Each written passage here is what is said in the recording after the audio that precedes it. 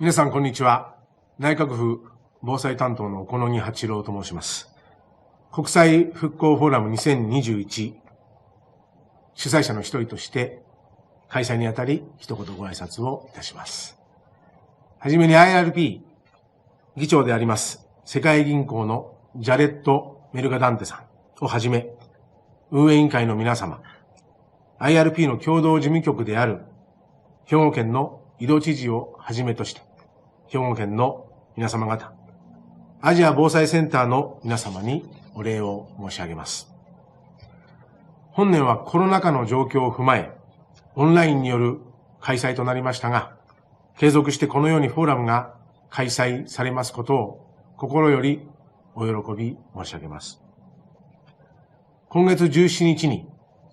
阪神淡路大震災から26年が経ちました。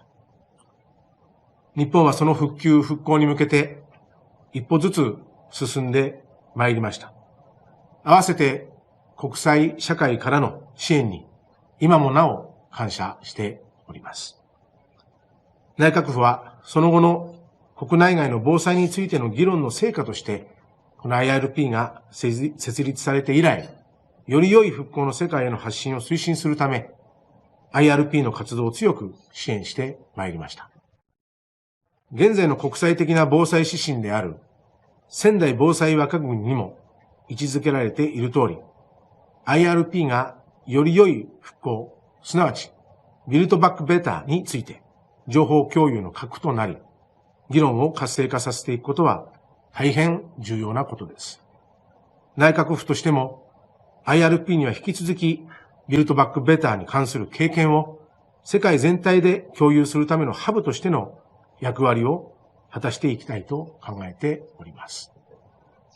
さて、今年のフォーラムのテーマは、複合災害からの復興、自然災害と COVID-19 パンデミックへの取り組みと、より良い復興のための実践と教訓です。コロナは現在も世界中で猛威を振るっており、この間に生じる自然災害との複合災害の危機に多くの国が直面しています。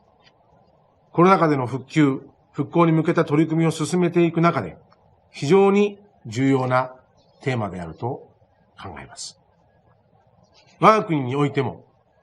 2020年7月に九州地方を中心とした豪雨災害が発生し、コロナ禍の中で初めての大規模な自然災害を経験しました。現在も被災地の復旧・復興に向けて取り組んでいる最中ではありますが、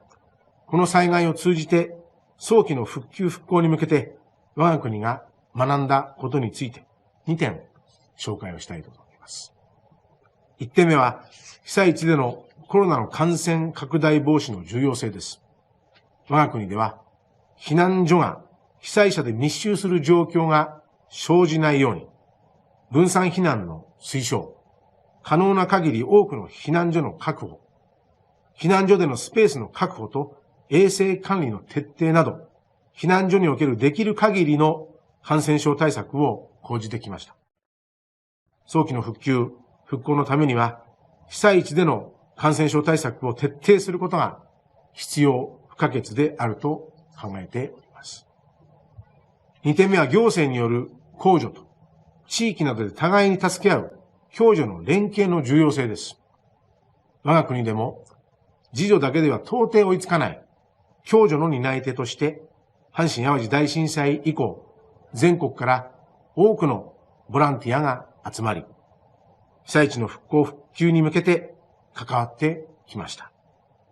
しかしコロナ禍の中では感染拡大防止の観点から被災地に多くのボランティアが集まることが困難な状況でした。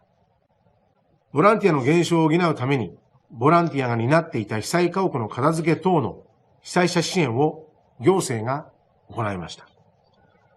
このような公助と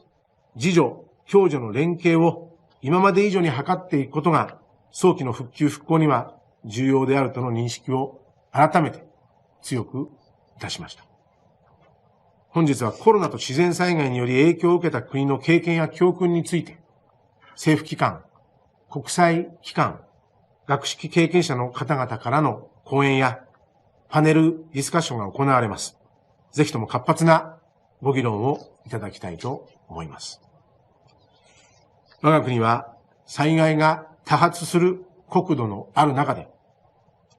防災政策や技術を絶えず進化させることとなりました。防災先進国として、これまでの災害から得られた貴重な教訓を国内外に発信をし、世界の防災対策の充実につなげていくためにも、本日のフォーラムは貴重な機会です。結びとなりますが、コロナ禍での災害からの復興は、今を生きる人類にとって、すべての国にとって初めての経験です。だからこそ、本日のフォーラムで議論される各国の経験や教訓が、より多くの世界中の方々に共有され、世界の防災対策の強化に資するものとなることを記念いたしまして、開会の挨拶といたします。ありがとうございました。